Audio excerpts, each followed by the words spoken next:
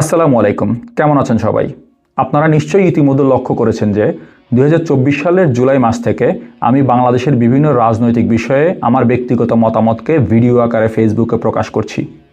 এবং আমি এটাও জানি যে আপনারা এই ভিডিওগুলোর সাথে একমত হওয়া বা এই ভিডিওগুলো দেখতে বাধ্য নন। কিন্তু বাংলাদেশের একজন রাজনীতি সচেতন নাগরিক হিসাবে বাংলাদেশের রাজনৈতিকভাবে ঘটা অন্যায়গুলোর প্রতিবাদ করাটাকে আমি আমার দায়িত্ব মনে করি। তাই বাংলাদেশের রাজনৈতিক বিষয়ে আমি আমার কথা চালিয়েই যাব।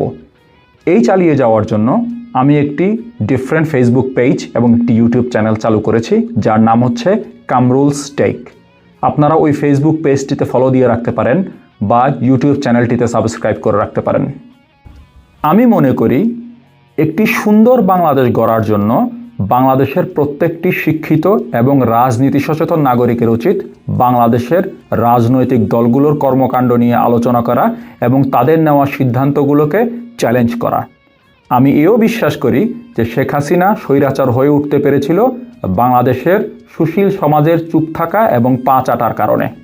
ঠিক একইভাবে এখনও যদি ঝামেলা এড়ানোর জন্য আপনারা সবাই মিলে চুপ থাকার সিদ্ধান্ত নেন, তাহলে আপনাদের ঘাড়ে চেপে বসবে এক নতুন স্বৈরাচার। গণতান্ত্রিক রাষ্ট্রে চুপ থাকা কোনো অপশনই না। গণতান্ত্রিক রাষ্ট্রে সচেতন নাগরিকদের সবসময় রাজনৈতিক দলের কর্মকাণ্ডকে প্রশ্নবিদ্ধ করতে হবে এবং তাদের কর্মকাণ্ড নিয়ে আলোচনা এবং সমালোচনা চালিয়ে যেতে হবে। শুধুমাত্র তাহলেই আপনি একটি গণতান্ত্রিক রাষ্ট্র পেতে পারেন।